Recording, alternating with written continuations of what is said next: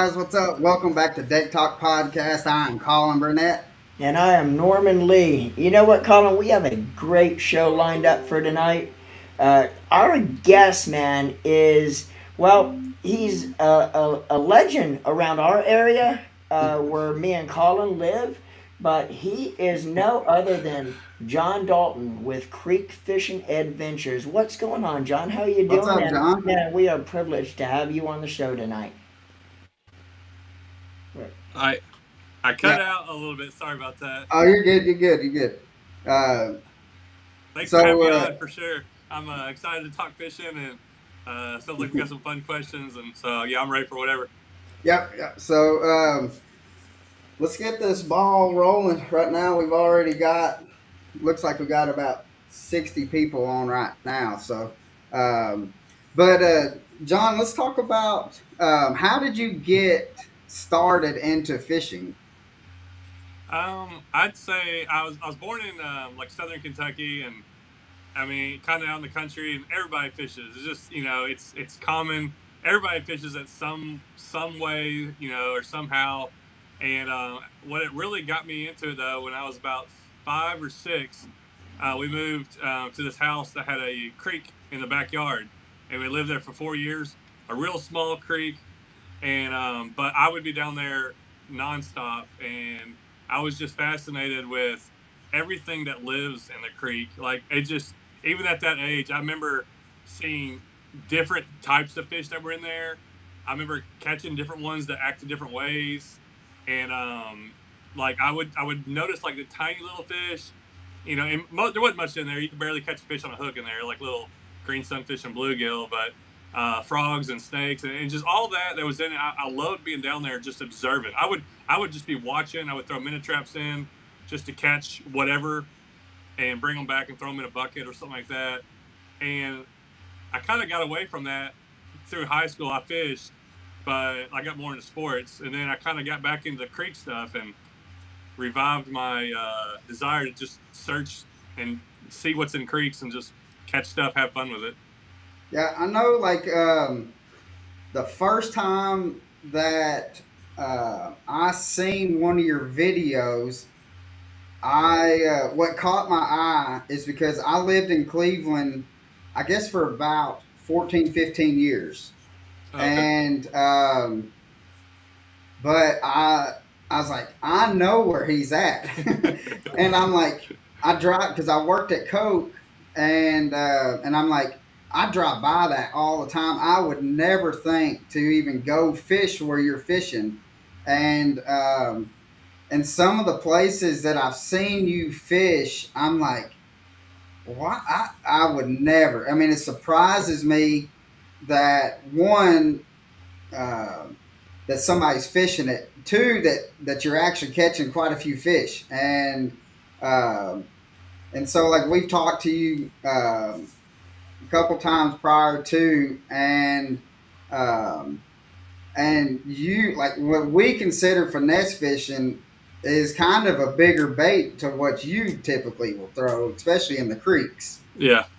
And so, but yeah, I thoroughly enjoy watching your videos. I've learned a lot just because, like, I grew up in Nashville, and so we had Old Hickory Lake, but then right by the ballpark that I played Little League Baseball in, we there was a creek that went by it, and so we fished a little bit in there.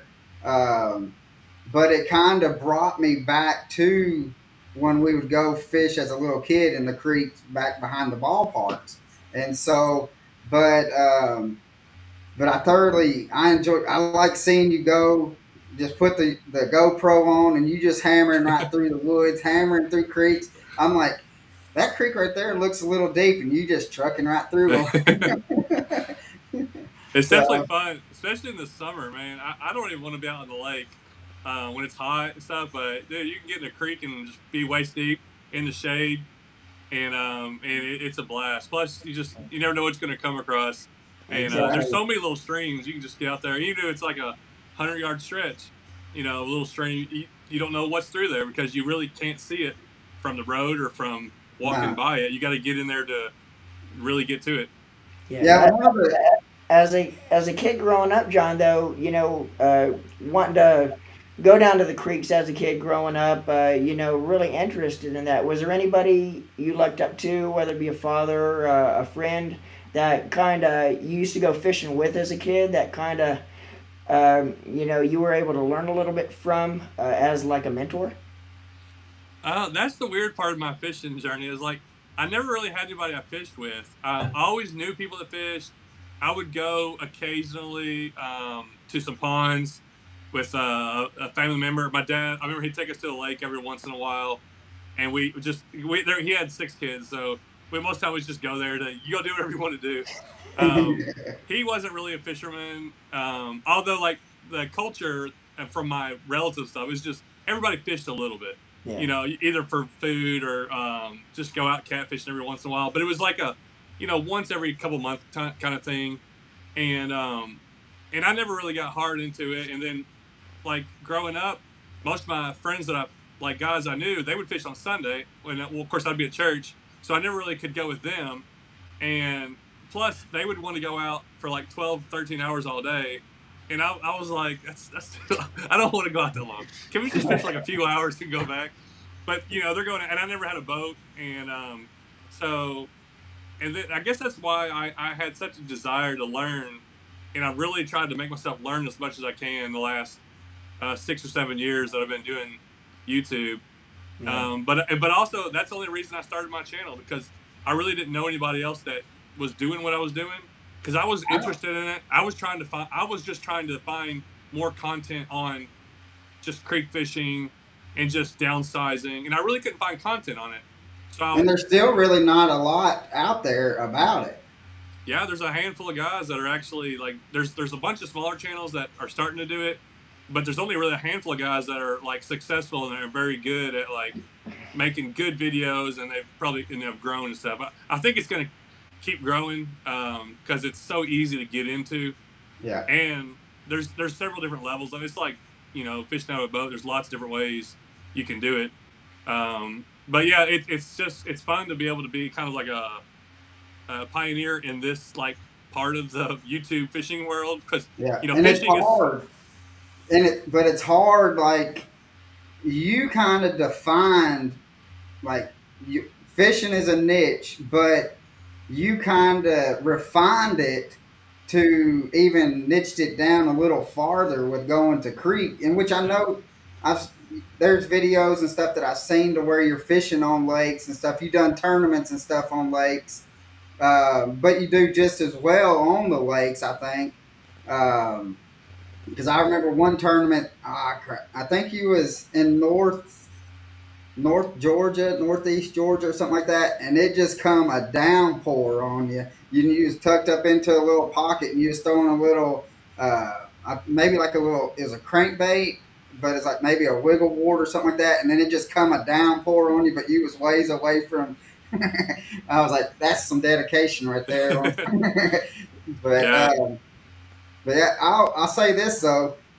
Um, I didn't start fishing the Helgamite until I started watching your stuff. But Yeah. yeah, that has been a bait that I definitely have to have in the boat when, especially when I'm fishing like rivers and stuff like that. Yeah.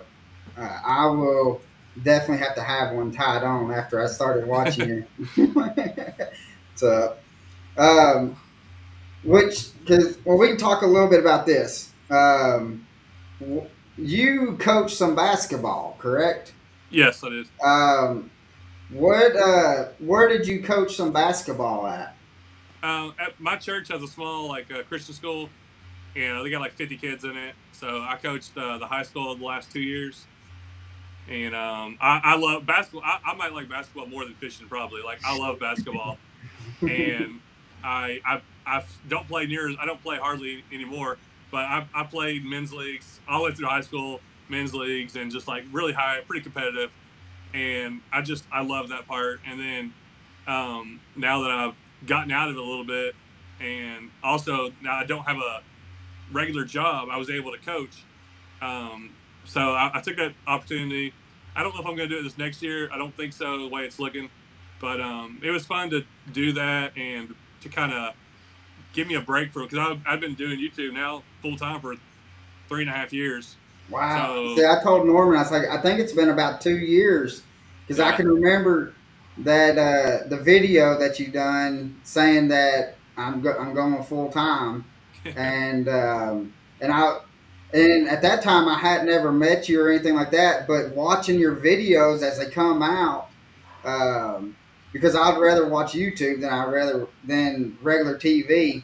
yeah, Um, but I kind of felt like I grew up with you as you were going through the process of the YouTube and watching your subscribers grow, and yeah. then I was so excited, like when you said that you was fishing full time. The two people that I can remember that I was excited about when I heard that they were going full time was you and Alex, Yeah. um, and so, but yeah, I was so happy for you because I knew you could see the joy that you have when you're out there fishing, and you talk about like what you're doing and why you're trying to fish in a certain area. Um, that I mean, I've been fishing since I was. My dad said I was about 8 months old the first time I got put out on a boat. So I've been fishing my whole life, and but I've learned a lot of stuff from you. And if you have not subscribed to John's YouTube channel, it's Creek Fishing Adventures, you need to go check it out. Hit that subscribe button because I think what you got like 150,000, over 150,000 now, don't you? Just I think about almost 140,000. So, Is but it? this last 2 months has been growing a lot. So Yeah. Yeah. And you know, John, too, talking about, 3.5 years into you being a full time fisherman, full time YouTube, content creator. A pretty cool story about what you actually done as far as a job before you decided to take the plunge and go full time. You were an HVAC technician and an yeah, air conditioner repairman. yeah. Uh, what was that like, man? And how hard was the decision to? And I kind of heard the story as far as how you broke the news to your boss. But what was the decision making process like, and how did your boss take it? And what was that story like when you finally decided to let your work know about you're gonna go make YouTube videos for a living? Yeah, it's they probably never heard anybody say that before, and probably never will. But like, so I'd worked at this company. I moved from Clarksville. I actually lived in Clarksville. I worked there 9 years at a HVAC company, and I went into HVAC. I got a degree in a Tennessee Technology Center. 1 year degree, straight into working, doing service. Doing great. Just wanted to move. I moved over here to East Tennessee, to Cleveland. Worked at a company here. Worked there 5 years. And I loved it. I like fixing. I like problem solving. So that's all I'm doing. It's electrical work and mechanical work, and you're just breaking down things, figuring it out, and helping people out. So I kind of like that part of it. I miss that sometimes. I don't miss being an attic when it's 140 degrees and you have to go up in there to work. But like I enjoyed the job. I liked what I did. Plan to do that for forever, I guess. And then I started doing the videos as a hobby, and I had a couple of buddies there. We talked about some of the streams, and like they were kind of, a couple of them liked the creeks, and I was kind of exploring. And every time I came across a new creek, I was like, dude, there's so much in here, and I'm like, somebody should make videos on this. I said that for 6 months. I said somebody should make videos on this, and finally I'm like, you know what, I'm gonna do it. And I might have 1,000 people watch or 10 people watch. Like I'm just gonna do this for fun, and so I just started doing it, and I started sharing it with like friends, and it took a long time for it to grow. Like 2 years before I was over like a couple hundred subscribers. It was barely going anywhere, and I didn't really care. What I learned was I really enjoyed going out, filming, showing it, and making the video. I enjoyed the process that it took. And if you're trying to be a YouTuber and you don't enjoy that, you're never gonna grow. I mean, Yeah. I don't think so, unless you got some kind of secret that you can do. But you have to just like I never intended to do anything. I thought if I was able to make like $100 and a couple of free lures every once in a while, I'd made it. Like that's Yeah. it. That's all I want. Just something fun, just something. But the more I did it, the more I wanted to do more, and the more I wanted to do more. So for like two years, I'm like starting to get better at it, putting a lot of effort into making videos. Not seeing a lot of growth, but like for about 2.5 years in, I have my whole life changed in 6 months. All of a sudden, I start getting views. I went from like getting like 300 or 400 views a video, which I was like that was a lot, to 3,000 or 4,000 views. Yeah. Like a big time jump. I jumped from like 4,000 subscribers to I think it was like 20,000 subscribers in like 3 months. Just got just a bunch of growth, and I was like, wow, this is crazy. This is a cool little jump. But it sustained. It just kept going month after month for like 3 or 4 months in a row. It was just doing this, and it wasn't a ton of money, but it was enough where I'm like starting to think, if this keeps up, I could do this full time. Another month goes by. I'm like, this is still going. I'm like, I don't know. So I'm just like saving all that money. Like I'd saved up like, in this time, like $20,000, I think. I like put away from just all YouTube stuff, and of course the job was a pretty good job. So I was just trying not to spend any money. I'm like, you know what? I kind of had in the back of my mind, what if I quit my job? So I'm not spending money on it. I'm just kind of saving it, sticking it away, and then like it just keeps on going. And I realize if I can make even more videos and keep getting better, it should keep growing. Now I didn't know if it would or not. So just finally is like I was like, all right. So I was like, I told my boss, I was sitting there, I was like, I got to turn in my notice. He's like, well, I figured you'd be going to another bigger company someday. And I was like, no, I'm quitting HVAC. He's like, what? Yeah. And I was like, I'm making money off YouTube. He's like, no way. I was like, yeah. I'm like, I'm gonna give this thing a try. Plus, if I ever wanted to go back, they would have hired me back. You're like, hey, you're more welcome to come back.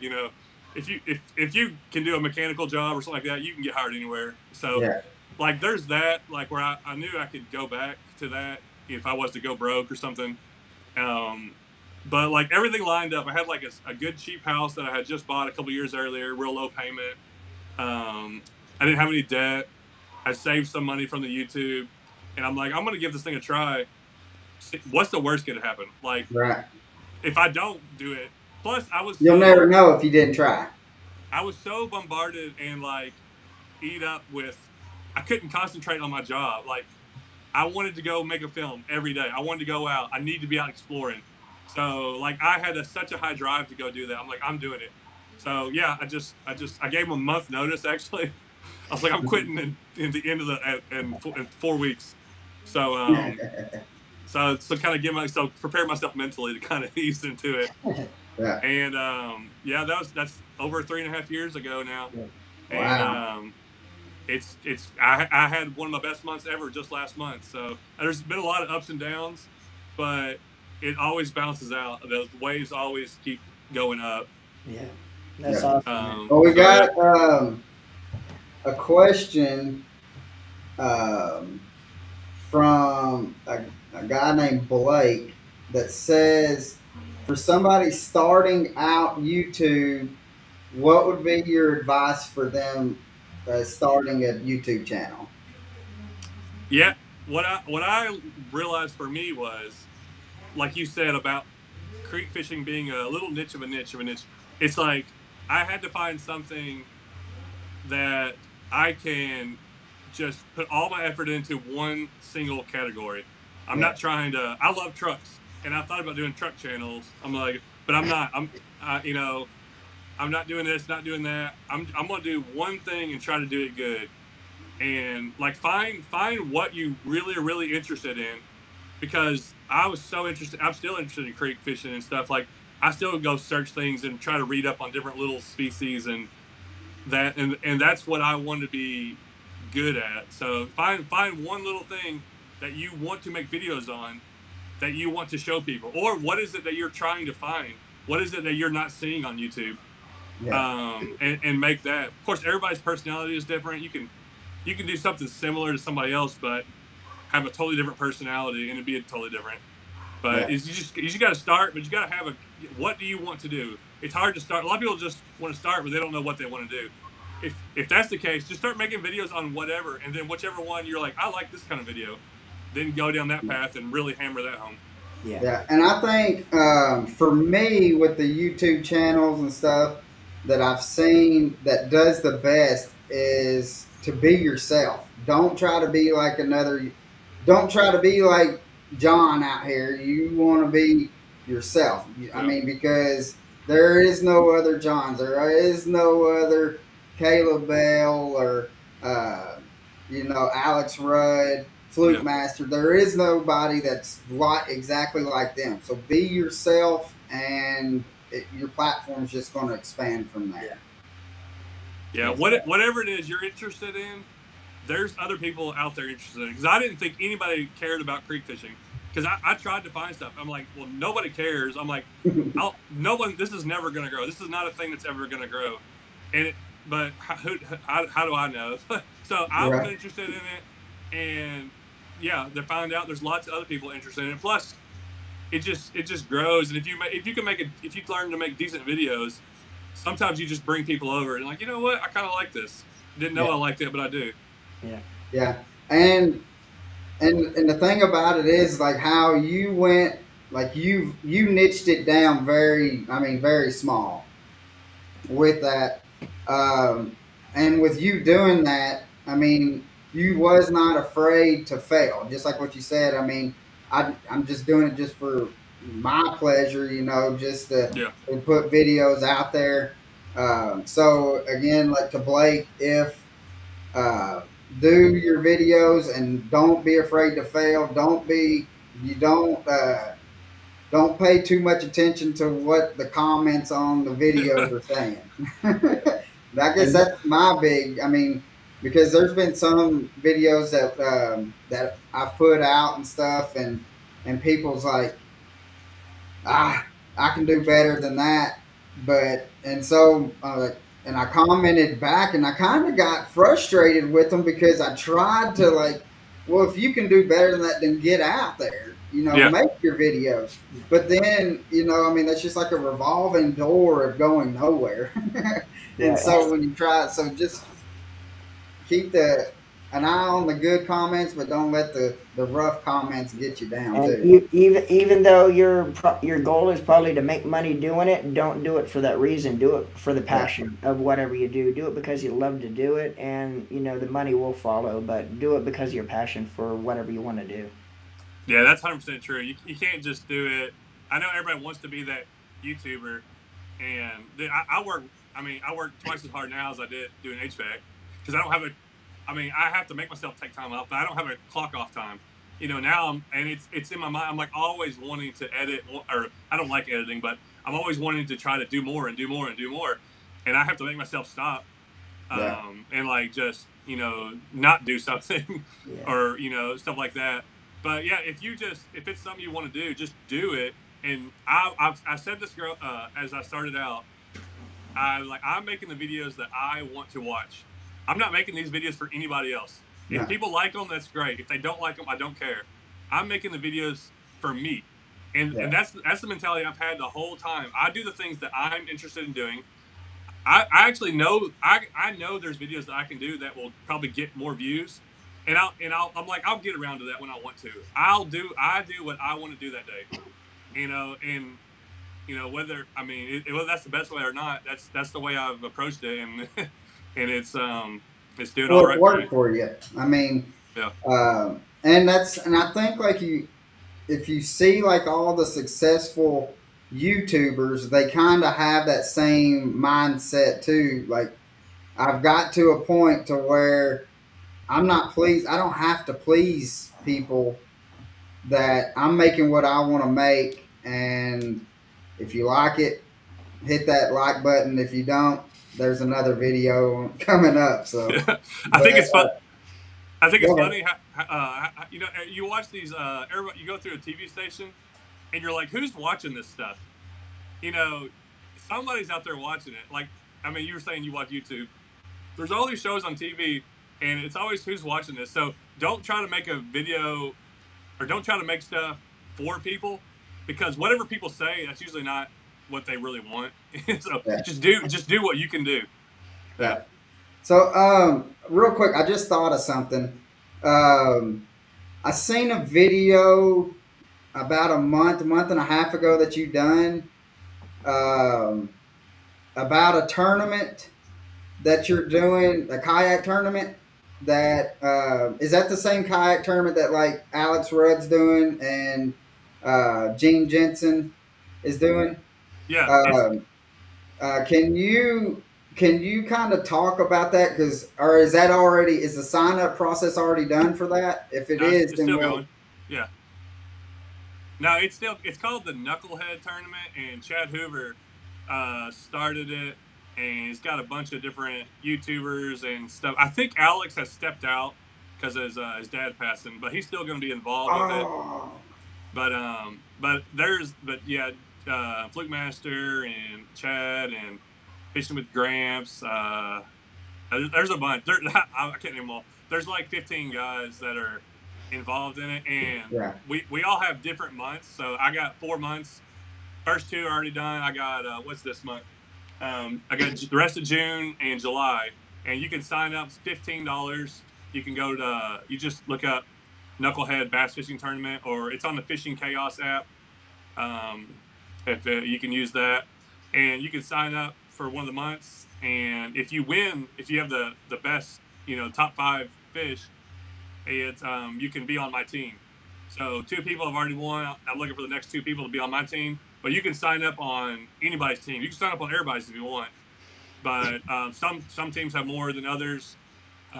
So there's several more to go. It's going to go on for the next few months. But right, all the team captains have 4 months, and they're going to pick the 4 winners are going to be on there. It's going to be a 5-person team, and we're going to fish in I think it's Veterans Weekend on Gunnersville. Have like a little kind of a tournament thing. But yeah, also, it's just fun to get in. If you get involved, it's a good way for beginners and people that don't do kayak tournament stuff, because you got to use the right kind of board and take the photo and just kind of. A lot of people are nervous to get into that because they're like, I don't know what to do. Well, this is a great way, easy way to get in yeah. with low And barrier it's cost. $15, and so I mean, Yeah, and it's not going to break the bank if you don't win, but and which I used to have a kayak, and I talked to you. Oh shoot! I guess it was about 3 years ago, or it might have been before you went full time. That I okay, had the kayaks, and I was like, "Hey, I live here in Cleveland. Let's go oh hop on the yeah, Hiwassee." And but we never had our schedule never did line yeah, up for it. But I got rid of my kayaks when I got my new boat, and uh-huh. so. Um, but yeah, we definitely do need to get you out on the water with us. Um, so I got an aluminum boat, so we can go pretty shallow. Oh yeah, I like So, that. but let's see. Here's another question. What do you look for when, like, if you're driving down the road, and what do you look for in a creek to where you want to stop to fish it? If for one that catches my eye, first off, I'll stop anywhere and fish them all. Other than the ones that I don't are mud bottom, mud banks, because there's so much trees that you know how they wash out and trees always are falling in. Those are the hardest ones to fish because you don't know what's in there. There's deep holes, there's shallow, but it's mainly mud. Other than that, like if I'm going down and I look over. I just got back from Wisconsin, but I didn't get to. I only got to fish like one day. It was basically a vacation for me. I went with my family, and I went to a wedding. But there were several places. I was like, oh man, if I was by myself, I'd be stopping right now. I look over, and it's like gravel bar, and just you see some shoals, or you see, just like clear water, and you're like, oh man, I could walk for days over there. But Yeah, usually, if it's like all those gravel bar creeks, that's just like Middle Tennessee. You like those creeks over there in those parks. Those are just different than kind of over here in East Tennessee. Mostly, you can get in the banks and just walk, yeah, because it's really they get wider, and it's all rocky or gravel. Where like some of these ones in the mountains, I can't go 100 yards without it like about breaking my neck because it's like Right. it's just different structure, or it's coming out of a mountain, So I don't know. Usually, I'm looking for. I love clear water. I hate muddy water, and I know a lot of people. A lot of the guys are like, I love muddy water, but I don't know. I have no confidence in muddy water. But if it's clear, it's easier to know where the pools are. You can kind of see stuff. I like to see fish swimming around, Yeah. and yeah, gravel's clear. That's yeah. Right. See, Parksville, I cannot figure Parksville out. Anything, I'd rather have stained water, and like if I have to go right now and catch a fish, I'm looking for stained water up to about 12 feet. 12 feet and below, I'll go and catch some fish like crazy. But Parksville, anything that's deep, clear water, like Lanier and stuff like that, man, it has my number. Yeah. And so I don't fish Parksville that much. I like it because it's beautiful out there, and I'm it close. is. But like I've tried to do a couple videos recently, and I catch like 3 fish or something like that. I'm like but that's why I was watching one of y'all's videos. Y'all are talking about different lures for bass fishing, and I have no idea. I'm totally lost. Like I don't know anything about anything. I can go catch fish shallow, and that's about it. If they're on the bank, I'll throw a lure on there. Yeah. But, Now, one of your videos I seen, and it dumbfounded me. You stopped, and people, if you're not from the Cleveland area, you will not know where I'm talking about. But you stopped on 64 Highway and fished the little creek right there, or the drainage ditch, pretty much what it was. And I was like, there's no way there's any fish in there. And you're just over there just chit chatting with the camera. And I think you reeled in like 4 or 5 fish. And I'm like, you got to be kidding me. Yeah, that's one of the people love stuff like that because it's just I don't know, it brings them back to like that kid. They're like, I just didn't know anything was in there, or like just that wonder. But that was some of the creeks that I found before I started making videos, and I'm like, man, I gotta show, like this is cool stuff to show. And like sometimes I'd catch like 2-pound bass out of those kind of places. Like you never know. And then some of them sunfish, like because those things they flood and they wash out all the time. Sometimes it's like full of big old sunfish. Sometimes it's got this in there, but those streams just always have fish. They always replenish, and it's just amazing, like how they survive through the winter and like when the droughts or stuff like that. But there's always fish in there. Yeah, and that's one thing we need to kind of set up to where I get GoPros on and stuff, and I want to go just creek fish with you. That's what we'll go and do the bank creek fishing since I don't have a kayak anymore because I'm always how I feel about life like is if I get to a point to where I don't want to learn anything else about fishing, then we just need to get out or anything in life. Baseball, basketball, whatever. Yeah. If you feel like you've reached that potential to where you don't want to learn anymore or you know everything, you just need to go on and get out. So, but I would love to be able to just to kind of and pick your brain on things as we're going down the bank and stuff because for me that's the best way to learn is have somebody in the boat or just be walking with somebody fishing and just seeing what they're trying to focus on what they're seeing. That's what I do when I go out with boats or with my friends. I'm just like, you just do what you do. I'm just going to watch you. When you change lures, I'll look and see what you're using. Yeah. Stuff like that. But most of the things for the creeks, I like it because there's even within a creek, there's a variety. Like, are you going to ultralight fish? Sometimes I'm bass fishing. I got a video I'm editing right now where I caught like an 18-incher on topwater in about 1.5 feet of water. And it's creeks that you would know exactly where they're at. They're they're running to Chickamauga, but they're like, a mile from the lake, and those are the best. It's crazy what bass run up and get up in these little holes. And I'm like, I don't even know how they get up in there, but. Do you see that bass will run farther than smallmouth or vice versa? Or because like on Nickajack, when we're fishing smallmouth on Nickajack, normally smallmouth and spots will move like from shallow water to deeper water, and but they're staying in pretty much the same area to where largemouth like one day they could be up shallow, but then the next day you'll see them maybe a mile down the river or something like that. Um, do you see that in the creeks as much or even more? I think they mostly find their hole that they like and they stay there. Now there's a few that I think will run maybe like 500 yards to a half a mile up these creek channels when the water comes up. But once Yeah, they get in their little hole, they kind of stay there.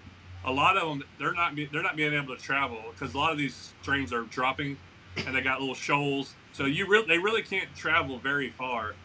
But right, that's where like in the summer when like from now on basically there's like three or four little creeks that are like just little channels that run into the lake, and it's nothing to catch a 2 pounder out of some of these creeks where it's like you wouldn't even think there'd be bluegill in or something like that, and they sit right. down in these little holes, and that I guess that water's cool or something that comes over them, but they get really aggressive. You can catch them on top water and stuff.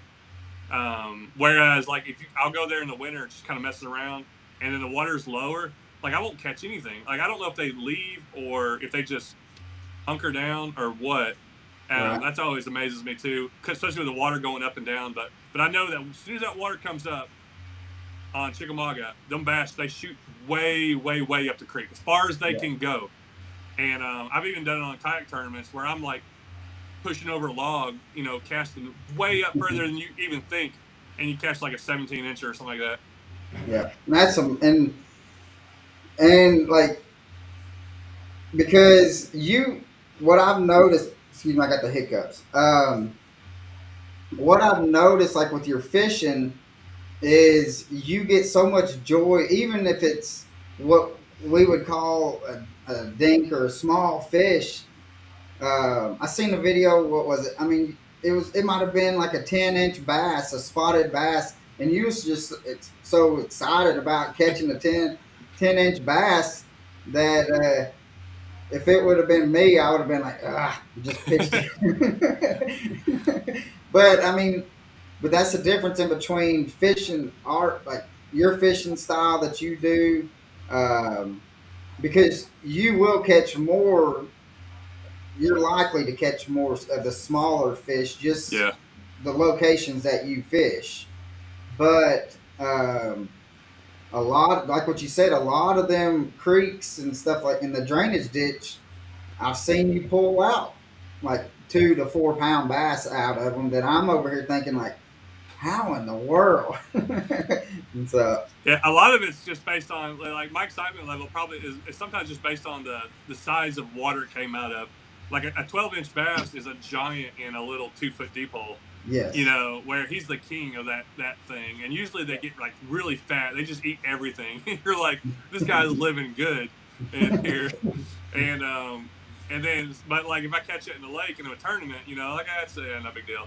So yeah, it's always depending. But I've talked to a lot of people who are like, man, I wouldn't put the effort in to go catch those little fish, and that's why it's not always about size. It's just about where you catch them at, you know, and I just love exploring. yeah, Um, and just seeing what fish will live in, and just especially you find those little holes that has like 4 or 5 fish in it, and you're just like bam, bam, bam. You catch like 5 fish in 5 minutes, and you're like, well, that was really cool. Usually when I go in the lake, it takes me 2 hours to catch my first fish or something like that. yeah. Um, and the next question that I have for you, and which anybody that watches your YouTube channel and stuff know that your faith in God and stuff like that is very important to you. Um, so the question is, how important is God and going to church and stuff like that important to you and to your family? Yeah, it's the most important thing. I grew up in church, but I accepted Jesus as my Savior when I was about 6 years old. I don't remember the age exactly, but I remember praying and asking Him to save me. And I knew I've always wanted to do what God wants me to do, and whether if it's doing HVAC or whatever, I've always helped in the church or do my part. I ran bus routes and van routes, picked up kids, and I work with the kids. That's my gift, or what I believe that the God has given me, and that's probably the thing I'm the best at. Is like I do children's church at my church, and God has really given me the ability to work with kids and just control them, have fun, teach them, and not it doesn't bother me when things are going on or getting. I have 40 kids in there screaming, and yelling, and I love it. It's just you know, but that is what God wants me to do. I believe is the most important thing, and Yeah. that's where I believe that God has me here doing what I'm doing now, and I've doubted that several times. I'm like, is this what I should be doing? I'm like, I don't know. You know how it is, especially when you get comments or something like that. You have your ups and downs, especially the YouTube world. And then every time I've doubted that, it's always come back to something showed me like, no, this is it. This is what I want you doing. And early on, when I first started my channel, before I had 1,000 subscribers, I realized this can go out all over the world. And what is it I want people to know about me? And I'm like, I want them to know I'm a Christian. That's the most important thing. I want to make entertaining fishing videos, but I want people to know I'm a Christian. And I have this platform, and I'm like, I'm going to add a verse to the end of my videos. Just it's not nothing crazy. It's just something simple. I want to talk about my church or how I got saved or share stuff like that every once in a while. And I want to have make videos that would honor the Lord, and they're clean, and I feel like anybody can watch. And that was something I decided really, really early on, before I knew anything was going to happen. And I know the Lord has blessed that, and I feel like He's really helped me be able to sustain a living doing this, and be able to put out a lot of content, and that you never know who's watching or who hears something that really helps them out. So I know the Lord has blessed that. Yeah. And you may never know with doing that, you may never know how many people that you might, somebody might be having the worst day of their life and thinking, man, I can't do this no more. And then they watch your video. I mean, it might not be that dramatic, but you never know. Yeah. Just even putting that verse at the end of all your videos, that how many people that it's actually touching, that it made a difference for. And that was one of the first things that I noticed, and I was like, props to him. I was like, I mean, because a lot of people, they don't. They might say that they're a Christian and stuff like that, but then when it comes to videos and or just life in general, they try to want to be with the popular crowd and do what the popular. And I know with my walk with Christ and stuff that a lot of times doing what He wants you to do is not doing what the popular kid's doing. So, and that's the reason why I wanted to ask that question, because I knew that it was important with you and to your family. So, I'll say this about it too. Like, I never knew I'd have over 100,000 subscribers. I never knew any of this was going to happen. But I once I saw it, my growth starting, and I had given my testimony, and I'd made a big deal of being a Christian, that you have to watch out, because now people are just watching. So now it's like I've put myself up here, not about me, it's about the Lord. But people are watching for me to, or you or someone, if you say you're a Christian, people are watching for you to fail or watching for you to make a mistake. So I know there's a lot of people out there, and they won't say that, but you know how it is. That's how people are. And I'm the same way. When I see somebody else that says they're this, I'm like, okay, well, let's really see. Let's watch them. And I know there's a lot of people watching from a distance, and that watch my videos all the time. So I'm just praying the Lord, keeps me true to this and keeps me faithful. Anybody else that, if you're going to, say you're a Christian and say stuff, you need to live the life of it. Because, like you said, there's a lot of people that they say it. I'll hear when people say it, and then I'm like, what happened? Not today. you know. Yeah. So And you got make sure you're living it. yeah, If and you're gonna that's say it, another thing. Like you've proven that you can be a Christian and you can make good quality videos and videos that people want to watch without having like bad language and stuff like that, or uh, and just your attitude shows. I mean, it that you can do what you want to do, fish full time, and still put the Lord up first, and you don't have to follow the popular crowd of what they're doing on it. right?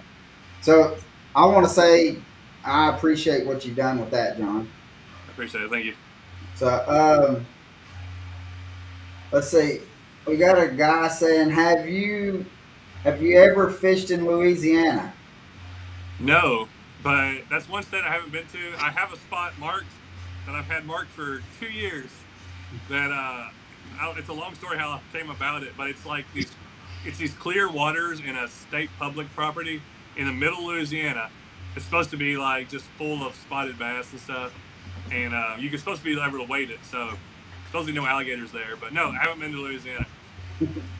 He has. Well, you got a couple of videos where you've gone out to Oklahoma a couple times, and Yep. uh, and if you haven't seen them videos, you need to go see some of the places that he's fishing. There's one that, oh goodness, where he was fishing this creek that had like the water mill and the bridge and stuff like that. Um, and that's amazing video. If you hadn't seen that, you ought to see the fish catches that he catches on that one. Oh, yeah. Is it when I'm traveling? I stop. I Yeah, think it's got yeah, like all these big old bass and green sunfish and stuff. yeah, Yeah, that that's one of those places that I'm just driving through, and I just look over and see it. I decide to pull over and stop. Yeah, that's what's so funny about out there. Is just there's so many creeks and streams out there. You just gotta go. Sometimes you just yeah. gotta drive and find them. Yeah. Now, you you go to Florida. You've gone to Florida the past couple of years, right? Yeah. And oh crap, what was it? Because like you fish. Have you ever caught any like the peacocks down there? Yeah. I can't remember if I know you caught like the, was it chinchillas or something like that? The Caught the cichlids. Yeah. Oscars and the. Cichlids, Yeah. cichlids, yeah. Um, and that was a pretty cool video too. I'm just telling you, like everybody, what video, but y'all have to watch his. I mean, he has. I mean, he'll put a kayak in, and he just goes and catches a bunch of fish. So y'all have to watch it. It's very enjoyable. Here's Uh, my plug for the Everglades. Once the first time I went there, I'm like, I have to come back here, and it's just you can drive the Tamiami Canal. It's like from Miami to Tampa, straight through the Everglades. yeah. If you've never done it, it's amazing. It's just like it's one of those things. I feel like everybody needs to just go experience. Oh It yeah. feels like another world. There's water everywhere, and there's fish everywhere. There's not a Everywhere. place where there's not fish. It's Yeah. you don't have to go look for the fish. Like there's so many fish. Like you said, Oscars, but a lot of different most are in the cichlid family. The Oscars, Mayan cichlids, peacock bass. They're all cichlid family. They're so aggressive when it's hot. Yeah. They shut down when it gets cold, but they'll eat anything. There's gators all over the place and Everywhere. gar. It's We wild, but it's amazing. we last year we went to, and this year we're going to ICAST, I'm gonna and go. Yep. so we go for like 3 days at ICAST, and then we take about 4 days and we fish down there. Norman's actually fished. He's originally from Sebring, which is about 2 hours south of Orlando. Okay. But last year we went to the Everglades and threw some top water. And I tell everybody, there is nothing better than throwing top water down in the Everglades and having a peacock just nail that sucker. Yeah.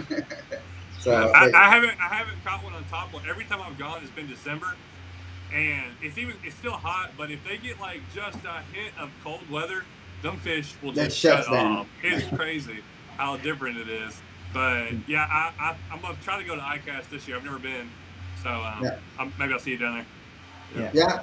holler at us because we're gonna be down there and we'll grab a bite to eat or something, and because we're gonna go. Well, Jamie. Uh, we're gonna go that Thursday, the Thursday of ICAST, Thursday night. We're heading down to Lake Placid, and one of our good buddies, he's crappie fishing, so he's gonna take us crappie. He's probably, if you look up Florida crappie fish or Florida crappie guide, um, he's gonna be the first one that pops up, and so um, he.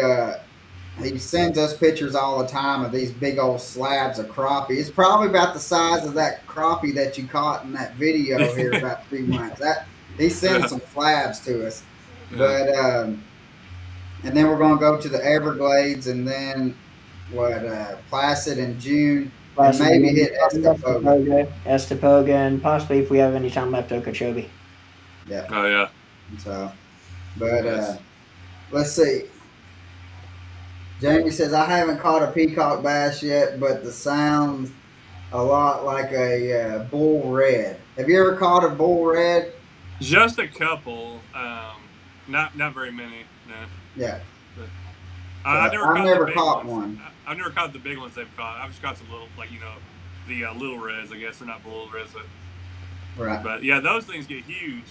But where the peacocks is crazy is like you can catch like a 2 pounder and you don't know, you feel like it's a 10 pound fish. It's like Colin has a story about a small peacock crushing a Zara spook last year about how it started them off the deck of the boat. I thought somebody was throwing like rocks into the river or into the channel or the canal that we were in. They were hitting so hard. I asked him, I was like, "What was that?" Because he was fishing to the left side of the boat, and I was fishing off the right side at the front, and we're both in the front of the boat. And so I'm just looking down the right side, and I hear whoosh, and I'm yeah, like, "What in the world?" And he said that was a peacock. And then I said, "There ain't no way. Somebody, you had to throw something." And then yeah, it wasn't like 5 minutes later, whoosh, and then I was like, "Man." it's So, crazy. but then like what you're saying, them gators are everywhere. We had them just like as we're coming down the canal, they were just coming right down the middle, and then they just kind of get over out of our Yeah. way and just swim on by. And Yeah. so, but have have you have you had to have like have you had like the gators and stuff up close in the kayak? No, I've gone in a couple places where they've followed me from a distance, but I keep looking back. Do they keep following? And I've gone around a couple bends, and they just like run in the water, like splash real loud, and that's startling, especially when you come around a tight bend and you're coming around your kayak all quiet, and then kazoosh, it's like and you don't know where it went, like where did that thing go?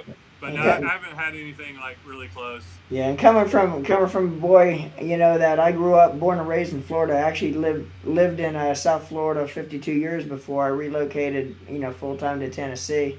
And I've been fishing around a lot of big gators in the bass boat, and some of the time we were fishing around gators that's 10, 12 foot. Kind of sketchy up close and personal in the bass boat. I could just imagine in a kayak where you're kind of sitting eye level with the gators. I could just Yeah, imagine the sketchiness of it if you're fishing around any, in your I know. kayak that Mm. could pretty Yeah, much come up and swim next to you. yeah. Yeah. Now, see, Mike has a question. Says that he lives in the Chattanooga area. What would be some good creeks to take a little kid to? That's one that's easy. It's a long creek, and I don't mind giving out the name. Is South Chickamauga Creek, and it's a long. I actually went down there today. I didn't catch very much, but it goes from Ringgold to Chattanooga, and there's greenways and there's sidewalks. There's a lot of places like that where there's easy access. A lot of the it's hard to take. Oh, it froze up. I think Colin just froze up. Are you, are you there? You there? Uh, Yeah. He's Oh, back. sorry. I don't know. Either I froze up or something. But Oh, you're good. for taking kids to creek, it's a lot of times it's better. it depends on how you're fishing. Because I can't the creeks I go to, I really can't take kids unless they really know how to cast. You know, they're going to be hung up the whole time, and you're never going to get a cast without spooking a fish off. But like you can find some places that are, just like a more bank where you can throw worms in or fish it slow. And then a lot of them are streams that are coming out of the mountains are really hard to navigate. Yeah. Within like Saudi and Chattanooga area, this area, there's a lot out there. But I would just look up greenways. That's the best thing. Look up Cleveland, Ringgold. There's Chattanooga's got their river walk or whatever it's called on the riverside. There's a lot of access there. Those are the best places just to take somebody to begin because there's room to cast. It's easy access to get to, and you can find something to catch. Yeah. And another question: um, what would be the best kayak to start out in? Yeah, kayak questions are tough, as you know. It's It's everything. different There's for so each many. person. There's so many variables. How big are you? What do Yeah. you want to do? Are you fishing? The lakes. Are you wanting to do this or that? So I don't find something comfortable. That's the hard part. The best thing is to go to a kayak store and that has a lot of kayaks where you can actually touch it and feel it. Like Yeah. that's the that way you can actually be like, oh, okay, it's not as big as I thought, or it's bigger than I thought. Um, but it varies, from the Ascends from like Bass Pro, like $800. Those are solid kayaks. Up to if you want a nice Hobie for 5,000. Yeah. It depends on what you want, but buy the best thing you can get because if you buy something cheap, you buy a $300 one. Everybody I talk to is bought like a $300 kayak hates it. Yeah. Do you want to go out for an hour or do you want to go out for 8 hours? Right. So what kind of seat does it have Yeah. stuff You like get that. what you So pay for. Yeah. yeah, and Now, the kayak. some places, and correct me if I'm wrong, John. Some places that's like the kayak stores, like they'll have like a water day and stuff like that, to where you can actually get in the kayaks right before you can like purchase them. They will allow like they'll have a day just to kind of showcase what they got, and you can try out kayaks that way. Is that right? Yeah, they do, and a lot of them, if you're interested in one, they will take it somewhere for you, let you try it out, or maybe they want to take two or three. Like, hey, I'm probably going to buy one, but I want to choose between these three. They'll take it. They'll take it to a water and let you try it out. Yeah. I know Frontier in Kingston. They have a great selection of fishing kayaks, and they can also set up a time for you to like go out and test it out. I don't know there's one in Chattanooga, but I forget the name of it. I think does that too. Yeah. Um, I think but there's one by Harrison Bay. I want to go. I haven't been down there. I need to go and check it out actually, Yeah. because I like looking at them too and just keeping up with what's out there. Right. But they can get expensive. Like $1,000 is not a lot for a good, comfortable kayak. Yeah. So just keep that in mind if you're wanting something nice or Right. decent anyways. But and getting into a kayak is definitely a lot more affordable than getting into a cheaper boat. So I mean, have you seen uh, a lot more kayakers out there? Like maybe since like since COVID, like I know we've seen out on the boat side, like we've seen a lot more bank fishermen. We've seen a lot more boats out since COVID. Have you noticed that there's been a lot more kayakers since then too? Yeah, definitely. There's people buying all kinds of kayaks, and now like I've got kayaks that are like a lake kayak, and then I got river kayaks. They're getting even more specific on their kayaks, which I think is really cool. Um, and they're making them better for certain situations. So more and more people are getting like two kayaks now, Yeah. that are getting into kayaks. Yeah, I got five. Luckily, I was able to have all five of them given to me for free, but it's allowed me to be able to share what they do and like help other people make a decision on buying one. And Right. I got a couple that are made for rivers that are amazing, so much different than like ones that are made for lakes. So like you can get one kayak to do it all, but if you it's like a rod and reel, you're Yeah. not gonna throw this lure, same rod you're throwing is a different lure, whatever. And So really, kayak fishing popularity has really skyrocketed here in the last couple of years too. You're seeing a lot of kayak fishermen out there today that Yeah. I mean, 2 or 3 years ago you didn't see quite the kayak fishermen that you actually see on the lakes today. what's crazy is like, well, like kayak tournaments are getting bigger too, but what's crazy is like there's the guys you see out there fishing, they might have 5 to 10 grand in their kayak, in their setup, like rods, reels, kayak, electronics, and that's a lot of money. You can like, oh, I can do that with a boat. Well, it's so much more convenient, and it's just you're in the water. It's just something so much more simple about it that draws certain people.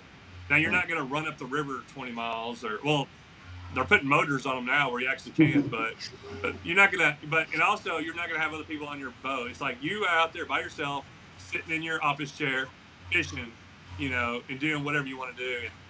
And that's kind of what's surprising to me how much that's growing. Like people don't mind spending a lot of money for a really nice kayak to be Yeah. comfortable because you go out there, sit 8 10 hours, and you're all by yourself and your own little kayak. Yeah. Yeah. Um, so how did you get into the kayaks to start kayak fishing? Um, I had an interest with it like for I don't know several years. I borrowed a couple of friends, and once I've gone out in them a couple of times, like man, this is really fun. You can do a lot. And then I had a friend that lived when I moved here that I worked with that he floated a couple rivers where we you put in and go down 5 or 6 miles to take out. And once I heard that you could do that, I was like, what is this? Like I didn't know this was a thing, and I want to do it really bad. So I went and bought like a cheap like $700 kayak from Dunham's. At that time, I was like, this is an expensive kayak, but it was like I didn't realize what kayaks, you know. And I ended up flipping it the first time. Lost a GoPro and Ooh. got a hook stuck in my hand. Lost some other gear, and it was like a 3 foot deep river. It was like you wouldn't even think nothing of it. So, but it didn't deter me from going back out. And um, it's I think that's the most enjoyable thing I feel like I can do. Is especially if you go with one or two of your friends, you go out and you float for 6 7 hours. You might go under a few bridges, but for the most part, you feel like you're in the middle of nowhere. Now Yeah. there might be stores or houses around, but you're just going through waterways that are the least pressured waterways that you can find. Nobody's going through with a boat. If you're going through small rivers, nobody's going through a boat. Only people that are there are people that own the land. So you're just going through some really really cool areas. You see rock bluffs and caves and just all kinds of awesome scenery, especially around here in East Tennessee. It's just Yeah. gorgeous. So you get to see wildlife. You get you're in close. You're right there within the water. You get to go through little rapids sometimes. So um, that's my biggest thing. Once I kind of figured out you could do that, I'm like I want to do this. I want to kayak every river I can kayak and get to more and more of them. Yeah, And and a lot of those fish that you actually could get up into in your kayak, chances are a lot of them fish have never seen a fish hook before too. So you're actually being able to get back and fish that's unpressured, that's yeah, never seen a hook. A lot of bass boaters would love to be able to get back there with their bass boats to be able to fish and catch some fish, but you're able to get back there and catch fish that they've never seen a fish hook before. So oh so yeah, that's that's pretty cool to be able to get back there.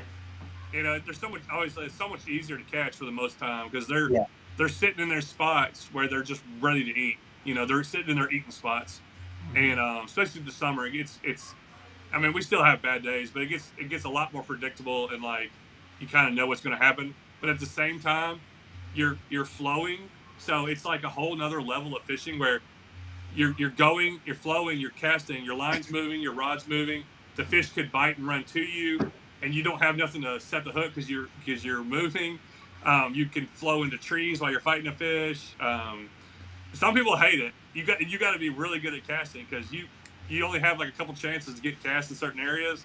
So it's almost like a full contact sport of like you got to be Yeah. ready for this because you can't just set up on a spot and fish it. You're like moving through there. Yeah. Yeah, When and you that's one thing. Like I noticed when I had my kayaks and stuff was I had to change my hook set to from fishing out of a boat to where I got my feet stable underneath me to where on a kayak you might yank over here, but the kayak is also moving with you, like what you were saying. Yeah. That I because the first couple times I went out, I was getting so upset and I was frustrated because I had fish that I knew. I was like, man, I should have had. If I would have been in Yeah. my boat, I would have had these things. And Yeah. then, but I did catch. I think the biggest fish that I caught was over on the kayak was over in Saudi Creek, actually on where like closer to where like towards the creeks that's closer towards Dayton.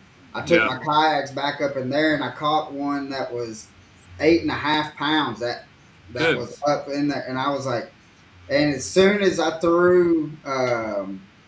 I was throwing a Texas rig, light Texas rig, probably like a 1/16 ounce, but it had like a creature bait on it. And it was before I started throwing all the Helga mites after watching all your videos. And but I mean, as soon as it hit, that line just went, whoop, just went down. Like, oh yeah, and Yeah. um, so, but it is amazing. It's kind of scary though when you have. Like some I had like I went back up in there and I had like snakes. I had like 4 snakes on one trip just come up right by my boat and I'm like, don't get in here. Yeah. Now, how important is it to have good balance to be a good kayak fisherman? 'Cause, I mean, I look at a kayak and it's pretty narrow. I would think it'd be easy to overturn. You know, you're talking to somebody that if you get a little wave on the water, if you ever want to see anybody dance on the deck of a bass boat, watch me when the boat starts rippling a little bit because my balance is as poor as it comes. So you look at a kayak, how good a balance do you have to have so you're stable enough where you can concentrate more on fishing versus not falling out or Yeah. overturning? It helps, but like I have my Old Town PDL 120, and I can stand up and turn around, and I'm 6'4", and I can stand up and turn around basically on that thing, Yeah. and I don't even think about it. But I don't usually stand when I'm fishing. I'm sitting down most of the time. So it's the skinnier ones. That's where it's like if you're worried about tipping, you're gonna be thinking about that all day. You get Yeah. those bigger stable ones that you don't even think about it. They got like 500-pound capacity on some of those things. So Yeah, and I guess also it comes into play like we talked about earlier. You know, you get what you pay for. If you get a little bit, if you get a better kayak, you're going to pay a little bit more money. You're probably going to get a little more stability in the kayak as well. Versus but the yeah. cheaper ones might be a little bit lighter, might not be quite as stable. Yeah, that's where you get into heavier ones too. Like Yeah. the Hobies are like 120, 130 pounds, but I don't even think you can flip those things. Like it would be really hard to fall out of that, Yeah. or Yeah. even turn it over because they're so big and wide. Yeah. But you're gonna pay for that. Those are a lot more. But they're making other ones now wider and stuff. But that's where you like if you got one that you're just not comfortable in, trade it in, or there's ones that are a lot more comfortable. You can just find one you're comfortable and you'll enjoy it so much better. Yeah. Yeah. Yeah. We got a couple questions for you. One of them is from my brother-in-law, and if you ever met him, John, you would understand this question. What is your go-to snack on the water? Oh, that's good. You gotta have snacks. Mine changes up, but it's usually a Doritos, and the spicy nacho Doritos they're pretty peppy. They'll pep you up.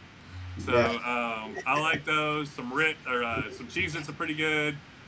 A little beef and cheese, something like that. Yeah. But yeah, usually I'll throw a bag of chips, Mountain Dew, maybe a Snickers bar, You You know, just made a best friend with Norman. That's Mountain Dew is his coffee. oh yeah, yeah. That's what he probably got right there. Yeah. I So, go through a lot of that. I need to get. That's like my dream sponsor. I just want my fridge filled with Mountain Dews. I just put that on. the next question is, when you said that you fish ultralights, what type of rod and reel are you using? Um, there even in ultralight, there's a lot of variation, and ultralight it's just a lighter. You know, for most of the people who don't know, you know, it's just a really lighter rod where I like a 6 foot, maybe a 6'6". Most of the time they don't they're starting to come out with a lot more sizes, but usually it's like 5'6", 6 foot, 6'6", and 7. It's like all their options they would have. Now they're starting to come out with some more sizes, but this 5'6" I always feel like it's too short. You don't have enough. A 6 foot or 6'6", an ultralight with a 1,000 size reel. You can. A lot of people like the 500 size. I feel like a 500 size is like too tiny. A 1,000 or you can use a 2,000 size reel, but usually a 1,000 size like reel for spinning. And I normally go with 4 pound line, either mono or fluorocarbon. And I got different ones. I also sometimes will stick like 6 pound braid on there with like a 4 pound leader line. That's really fun on ultralight with braid because you feel everything, and then it's kind of a fun experience if you haven't done that, especially catching like you know big bluegill or red breast that we have all over, or you hook into a 12-inch bass. It just dogs it, but you can. I like to throw trout magnet lures. They're 1/64 ounce jig heads on a 1 inch little bait. It ain't nothing, but you can't. You have to have a rod that's flexible enough to sling those things out there. Where, and then when you're setting the hook, you don't set the hook. You just flick your wrist. It's all it is. It's a little tick because you're using hooks that are really thin. So if you get everything set up the right way to fish those tiny lures, you can. There's certain areas where I can throw a 2 inch bait all day and not catch a fish. I go down to a 1 inch and I'm catching a fish every other cast. Right. Certain size, especially for like panfish, they won't. You can catch them on a 2 inch bait every once in a while, but most of the time it's like you go for something a little bit smaller, and you're just catching way more than you thought. Especially with that light little jig head, that thing's just sinking barely through the water. I love watching that sit in front of a fish and a bluegill or something. He just looks at it and finally he just barely sucks it in, and that's the way they eat a lot of times. They just barely suck it, Where if it's a little bit bigger bait, they just bite the tail and you won't hook them. If something a little bit smaller, he's like, I'll eat that, and then you set the hook and you feel like you got a big old bass on there. He just starts peeling drag or something, and he's spinning all around, and it's just you feel everything through those rods, um, and it allows you to target something different also. But Yeah. the Bobby Garland itty bits, they're a 1.25 inch. They're real small. They got a little tail. They just fall real slightly through the water. Um, so I got a good one to start out with is TFO, and they actually got them at Bass Pro now. But even in like when people talk about ultralight, I actually like the a light action better than I like an ultralight. Um, it's just a little bit stiffer, and you can still throw those little lures. So, but every brand's different. Like in the bass, world, Yeah. one brand's softer than another brand. Cheaper ones are flimsier than the more expensive. They get a little more stiffer. So you could, but there's you can spend as much as you want on ultralight fishing. You can buy $300 rods, on those also if you want. Yeah. Just because you're downsizing and fishing for something, a lot of people are like, well, you just need cheap stuff for that. Well, like, it depends on what you want to do. If you want to enjoy it, it's a lot more enjoyable on a nicer rod over than a $20 rod that you can't feel anything. Right. So, And that's like with that I noticed when I started fishing more often and fishing tournaments and stuff like that. I started upgrading my rods, and you're it surprised me like how many bites that I actually got throwing the exact same thing, but just having a better rod and reel and stuff like that, that you could feel the bites Yeah. a whole lot better just because I spent a little bit more money. And so that's just like what you're saying. I mean, you can go as high as you want to go, um, but just make sure you don't want to break the bank doing what getting one. But I mean, a lot of times going and getting that $20 rod is you're not going to enjoy it as much if you go and spend a little bit more money on it. That's the same thing. I hated spending money on. I like to go and buy those $40 Walmart combos. And if you only go out and fish every once in a while, it'll do what you want it to do. But Yeah, like if you fish all the time, especially if you fish at a tournament, you're out there for hours and hours and hours with that rod in your hand. If it's a ounce lighter, you feel that. You're like, and it's yeah, easier. It's more enjoyable. You might cause you to catch one more fish or two more fish. Just the simple stuff like that where you kind of can't notice it until you use it for a while. yeah, But I still I haven't. I'm trying not to go like real high end, but I find myself spending 150 $200 on a rod. I'm like, oh, I don't want to do it, but it's like then I love that rod. It's like, oh, this yeah, is nice, feels yeah. good. So So, with all the traveling and stuff that you've done, uh, is creek fishing, is it different everywhere? Like how going to, like if we was to go to Chickamauga and then we go to Watts Bar and or Gunnersville or something like that, is and how the pattern can be different. Is on fishing creeks, is it pretty much the same pattern, um, or is it different? Like how a lake is different?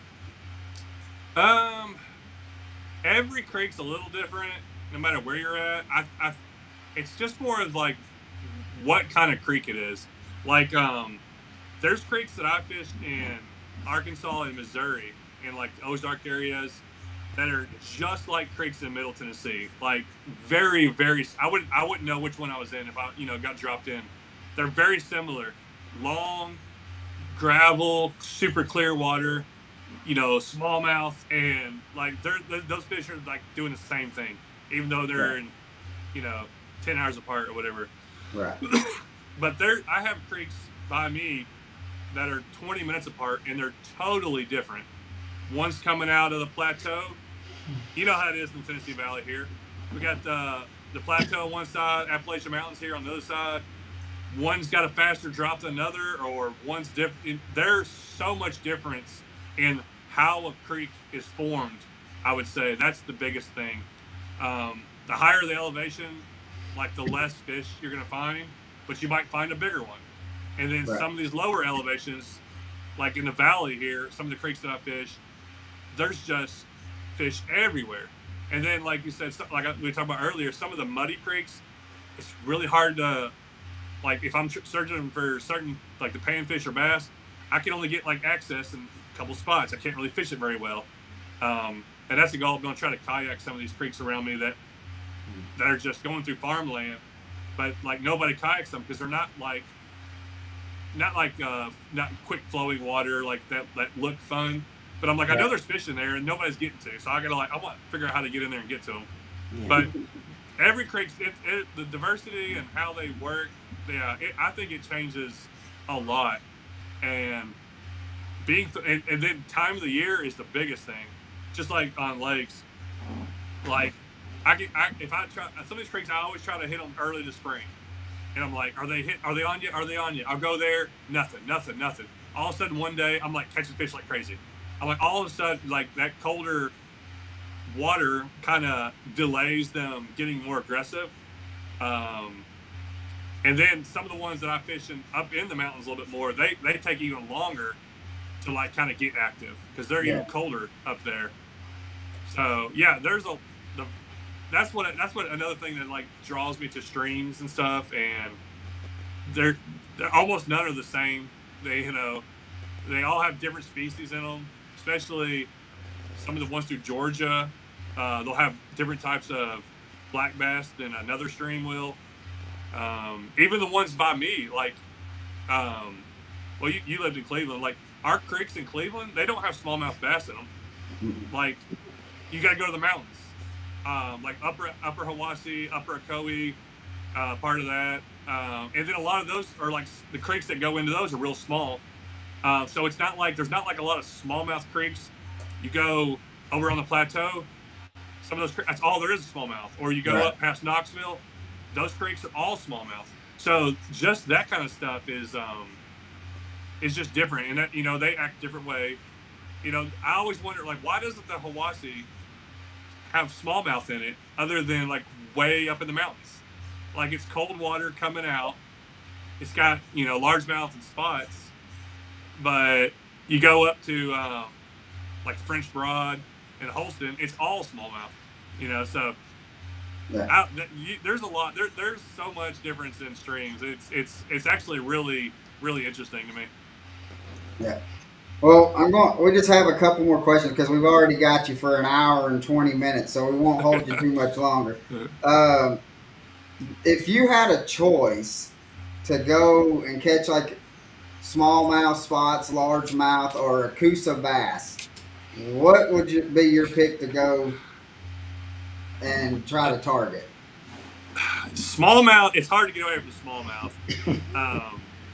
In an extreme or anywhere really, but especially they get pretty good size in small creeks and streams, and they just fight. But here recently, I've been fishing a lot of Alabama spotted bass creeks and rivers, and man, they get so aggressive and like will hit topwater, and they get big. They get big in small waters also. Actually, so I just got back from was the last week. I went and fished with Chad Hoover, and we went to a creek in North Alabama that was pretty small. We kayaked it, but there was like a lot of shallow spots that we were dragging. I caught 5 spots over 16 inches, and in like a 5-mile float, and then like I think probably 15 more that were smaller than that. And man, those things are just feisty and strong. Yeah. So, and I'm more and more really loving Alabama spots, even though they're kind of invasive in certain few areas. And I catch them here out of the Ocoee and stuff. But I think it's like because people just don't really think about going and fishing streams for those. But man, they get big and they're strong. Yeah. So let's kind of wrap this up because I don't want to hold you too long. Norman, John, we got one more question for you. Norman, you want to go on and ask it? Yeah, John. Yeah, we ask this question to everybody that comes on the podcast, and it's actually became a pretty popular question for everybody here of late. If you were to have one individual fish with you for the day, now this person could be passed away or still living. Who would that person be, and why would you want them to? Why would you want to fish with that person for the day? Yeah, that's a hard one. I didn't grow up like watching fishermen. Like I don't know anybody like people in the fishing world hardly, but I've thought about stuff like that, and to me, I don't know if this person would even fish, but I would want to go with somebody like that lived like Davy Crockett or Daniel Boone time. That's awesome. I want to know what the streams were like. Like, was there fish? Like, we brought so many fish over. We stocked so many fish. Was there more fish? Was there less fish? Like, well, how did they catch fish? Stuff like that. That always intrigues me. I always want to know what the streams were like back then when we were like exploring this country right here, like the area we're in, where this was the West. People were hiking in here, for days, and they were coming back with pelts and stuff. But what was the rivers like? How much different were they? We have so many dams. We can't even imagine what it was like, back then. So I don't know if Daniel Boone fished, but he'd have to. If I could go back, I'm sure he would have to. Yeah, if I could go back in that time, it'd take my modern fishing gear. I want to go back and fish some of the streams with the wildest fish, the most unpressured fish, and see what, like, are you catching like 7-pound smallmouth? Are they, what's in there? So that's kind of my weird answer for it. In which we've asked that to Bassmaster Elite guys. When we went to the Classic, we got Uh, to interview them. And a lot of people name professional guys. A lot of people name like their grandfather and stuff like that. We've never had somebody answer it the way you've answered it, but that does get you thinking. Like, yeah, I mean, because even if you look back like 70 years ago, I yeah, mean, Chickamauga wasn't there. I mean, so really, what would they be targeting? I mean, because the Florida strain bass was not in Chickamauga, and so really, yeah, what kind of that would be a kind of interesting kind of feature to kind of go and ask and be able to talk to them about, like, all right, what'd you do? Did you just put a string to your toe and like you see that whole picture? but what I always wonder about, like, I'm trying to go up to like the like South Cumberland area, and like some of that stuff's like untouched still, like Obed and the parts of the Cumberland area, and like was there a lot more muskie and stuff through these waters? Because we know there was a lot of these yeah, areas. That's where I'm like, maybe they were like catching 50-inch muskie. It was like there's nothing. I don't know. yeah. That have you caught one of those on your kayak? Yes, I caught one in Virginia like a month ago. It was 40 inches. Took me Whew. like 10 minutes to get it in. It's, it was I've caught two off a kayak and two off the bank. Yeah, because I couldn't remember.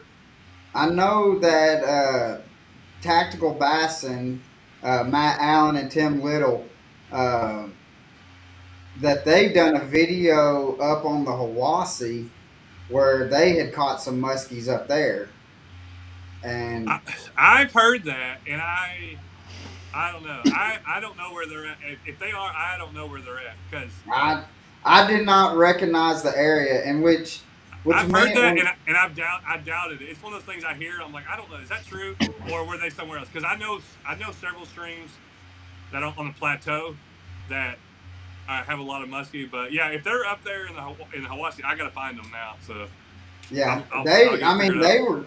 they were on them, and but I like me and you talked before, and because like I used to fish tournaments all the time on the Hiwassee, and I mean I've been from one end to the other end, and I have never even seen anybody pull anything out like that, and Yeah. so and I know you've been up and down that bank more times than I have, and Yeah. but so well, but guys, we're going to get off here. John, we deeply appreciate you coming on here.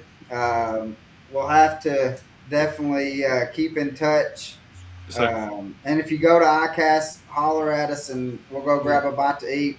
yeah. Maybe wait a line because we're going to have a boat with us, and which right there by where our hotel is, there's a pond and stuff. So Oh, okay. Awesome. we might have to wait a line at the hotel. Yeah. That's but funny. so guys, let's see. Tom Helton said, "Are you talking about Hiwassee Lake?" Um, I don't know. We're talking Tom. Tom Helton. He's from the Chattanooga or Cleveland area too. Uh, Um, he.